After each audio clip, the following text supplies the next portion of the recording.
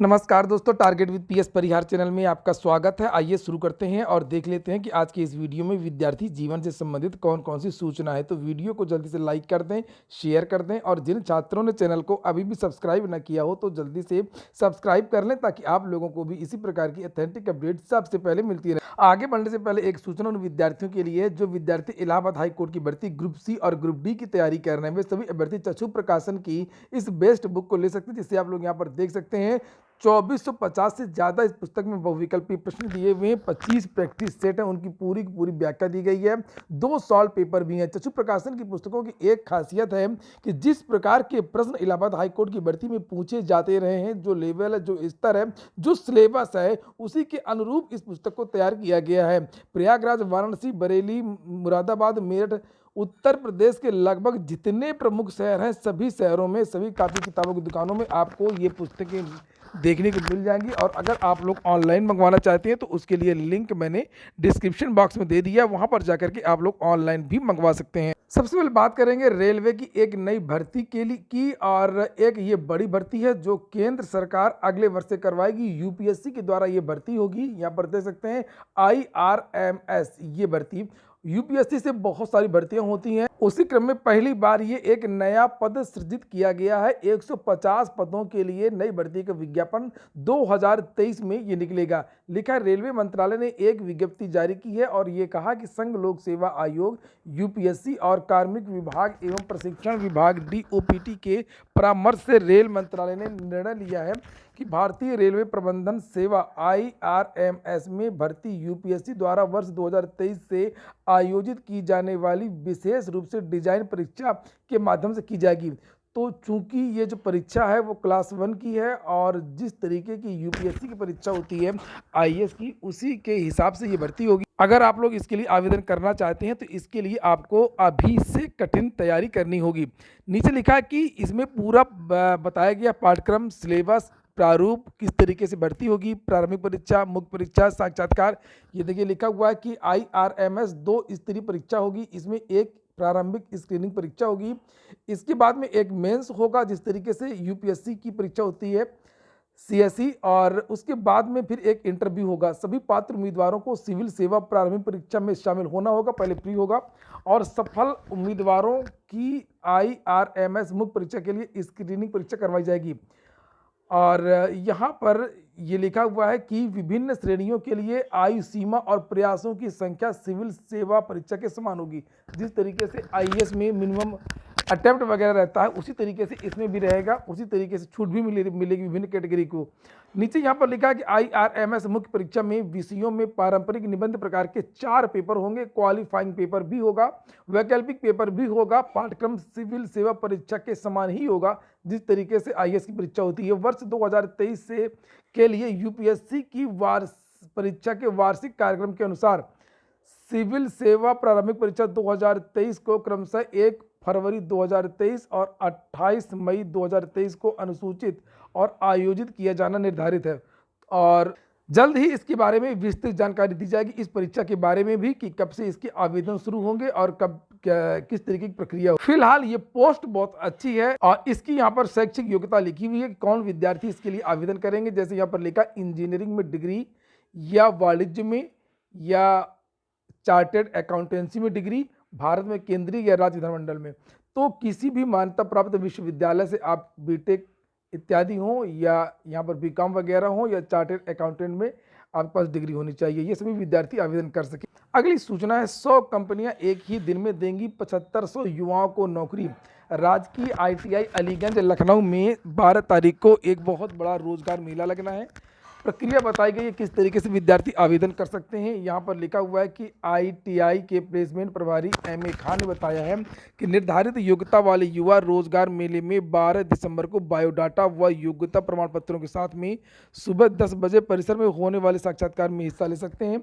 सेवा योजन की वेबसाइट sevayojan.up.nic.in के माध्यम से रजिस्ट्रेशन भी कर सकते हैं, आवेदन भी कर सकते हैं। 10वीं पास विद्यार्थी भी आवेदन कर सकते हैं। हाई स्कूल ITI से लेकर के स्नातक पास 18 से लेकर के 45 तक के जो युवा हैं इस मेले में हिस्सा ले सकते हैं।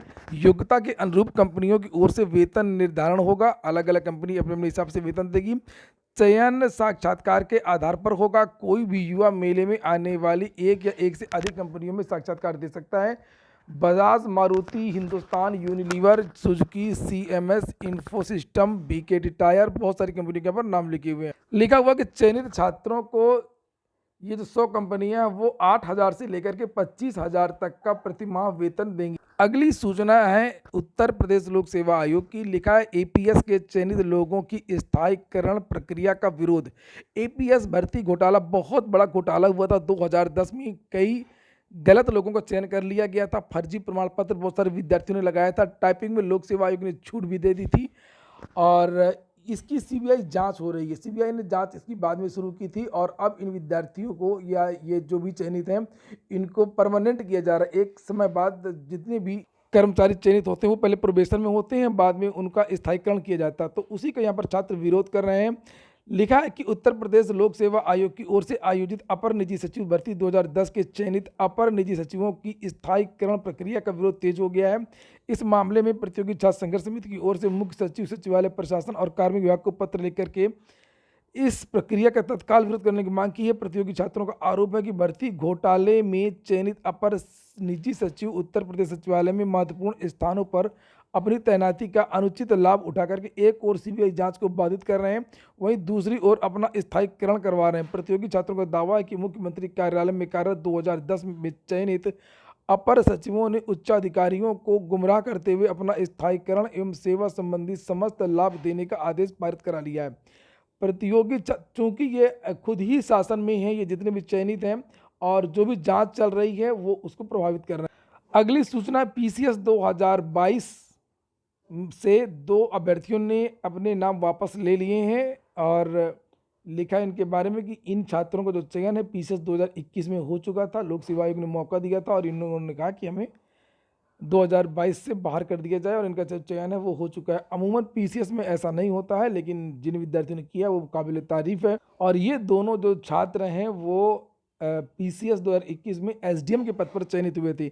सीधी सी बात है, उससे ऊंची कोई पोस्ट होती नहीं है, इसलिए इन्होंने अपना अभ्यर्थन वापस ले लिया है। लोक सेवा आयोग ने साक्षात्कार के बारे में एक नोटिस जारी की है। सीधी भर्ती है ये, यहाँ पर दे सकते हैं 2018-19 की है, 14-15 की, प्राविधिक शिक्षा विभाग की और गृह पुलिस विभाग की। और उसके बारे में यहाँ पर लिखा एतद द्वारा सूचित किया जाता है कि उत्तर प्रदेश के विभिन्न विभागों में सीधी भर्ती से संबंधित विभिन्न पदों का साक्षात्कार संबंधित सूचना निम्नवत है। और यहाँ पर लिखा है इनका जो साक्षात्कार है वो 19 तथा 20 दिसंबर को होगा। इनका साक्षात्कार 19 और 20 दिसंबर को होगा। अगली भर्ती सूचना केवीएस की है। केवीएस से प्राथमिक शिक्षक भर्ती टीजीटी और पीजीटी का विज्ञापन जारी हो गया है 13,404 पदों पर। उसके बारे में मैंने पहले भी वीडियो बनाया था, लेकिन आज के समाचार पत्रों में भी जानकारी दी गई है। आप लोगों को जानकारी तो होगी ही कि यहाँ पर लिखा कि 26 दिसंबर तक विद्यार्थी इसके लिए ऑनलाइन आवेदन कर सकते हैं। थोड़े बहुत बदलाव भी किए गए हैं, जैसे कि लिखित परीक्षा अब 180 नंबर की होगी सभी में, और उसके साथ में कि अब सीटेट अपेयरिंग के जो छात्र हैं उनको मौका नहीं दिया जाएगा। हालांकि बीएड के छात्रों को मौका दिया गया प्राथमिक शिक्षक भर्ती में। और यहाँ पर एक चीज़ का विरोध हो रहा है, मैं आपको बता दूँ, ये सूचना अलग से समाचार पत्र में नहीं है, कि स्नातक में जो टीजीटी की भर्ती है उसमें टीजीटी स्नातक में 50% की जो अनिवार्यता रखी गई है इसमें, कि कम से कम 50% नंबर होने चाहिए, वही विद्यार्थी पीजीटी के लिए आवेदन कर पाएगा। इसका विरोध हो रहा है और विद्यार्थी कोर्ट जा रहे हैं। जिस तरीके का मामला एडेड जूनियर हाई स्कूल भर्ती में हुआ था और विद्यार्थी कोर्ट गए थे और बाद में विद्यार्थियों को लाभ मिला था। हालांकि रिजल्ट तो नहीं आया, लेकिन ये जो विद्यार्थियों को आवेदन करने का मौका मिला था एडेड जूनियर हाई स्कूल भर्ती में, उसी तरीके से ऐसे विद्यार्थी जो बीएड पास हैं किसी और आधार पर, चूंकि बीएड के कई आधार होते हैं, अगर आपके ग्रेजुएशन में 50 नहीं है तो अगर पोस्ट ग्रेजुएशन में है तो भी आप लोग बीएड कर सकते हैं 50%। इसी तरीके से एससी एसटी के जो छात्र उनको छूट दी जाती है। तो जो विद्यार्थी या राजर्षि टंडन यूनिवर्सिटी है वहाँ पर भी इस तरीके की कोई बाध्यता नहीं है, ग्रेजुएशन में कितना ही परसेंट हो आप लोग कर सकते हैं। तो जहाँ से ऐसे विद्यार्थियों ने जो बीएड किया है तो वो तो बाहर हो गए ना इस भर्ती से। तो वे सभी विद्यार्थी जिनका ग्रेजुएशन में 50% से कम है वे विद्यार्थी कोर्ट जा रहे हैं। अंतिम सूचना यूपी ट्रिपल एससी की है। जानकारी ये मिली है कि वीडियो की जो भर्ती है वो, चूँकि बहुत सारे विद्यार्थी लगातार पूछ रहे थे और यूपी ट्रिपल एससी ने कोई ऑफिशियल जानकारी नहीं दी है। और जो मैंने आप लोगों से बताया था कि वीडियो की जो भर्ती है वो अप्रैल में संभावित है। वीडियो की भर्ती अप्रैल में संभावित है। तो आप लोग अपनी पढ़ाई करते रहें और अप्रैल के पहले ये जो परीक्षा वो नहीं होगी। जो जानकारी मिली है कि जो यूपी ट्रिपल एससी का प्लान है, चूँकि अभी तो बहुत सारे परिणामों पर काम हो रहा है और कुछ पुरानी भर्तियां हैं, कुछ नई भर्तियां हैं। नई भर्तियों के भी एग्जाम शुरू हुए, मुख्य सेविका इत्यादि के, कंबाइंड टेक्निकल, वन दरोगा इत्यादि की जो परीक्षाएं हैं, परीक्षा बहुत सारी होनी है। इकट्ठा इनके बारे में जानकारी दी जाएगी, लेकिन जो वीडियो के बारे में जो जानकारी मिली है कि ये परीक्षा अप्रैल में हो सकती है। और वहीं पर लेखपाल परिणाम के बारे में मैंने कल भी आप लोगों को जानकारी दी थी कि ये जो लेखपाल का परिणाम है वो आपका पीईटी के साथ में ही आएगा। और इसमें सबसे बड़ी समस्या तो ये है कि किस तरीके से जो दागी छात्र हैं, जिसके बारे में एसटीएफ ने सूची दी है, उनको किस तरीके से बाहर निकाला जाए ताकि ये जो विद्यार्थी वो कोर्ट ना जा सकें। पुख्ता प्रमाणों के साथ में सीसीटीवी को भी आधार बनाया गया है, कुछ और आधार देखे जा रहे हैं और जैसे ही चीज़ें क्लियर हो जाएंगी कि कितने छात्रों को बाहर निकालना है, कितने छात्रों को का रिजल्ट रोक करके रखना है, कुछ छात्रों का रिजल्ट रोका भी जाएगा, तो इसके बारे में भी डिसीजन नहीं हो पाया। जैसे ये डिसीजन हो जाएगा वैसे आपको परिणाम जारी हो जाएगा। उम्मीद है कि लेखपाल भर्ती का जो परिणाम है वो 10 जनवरी के पहले पहले जारी हो जाना चाहिए। 10 जनवरी के पहले लेखपाल भर्ती का परिणाम जारी हो जाना चाहिए।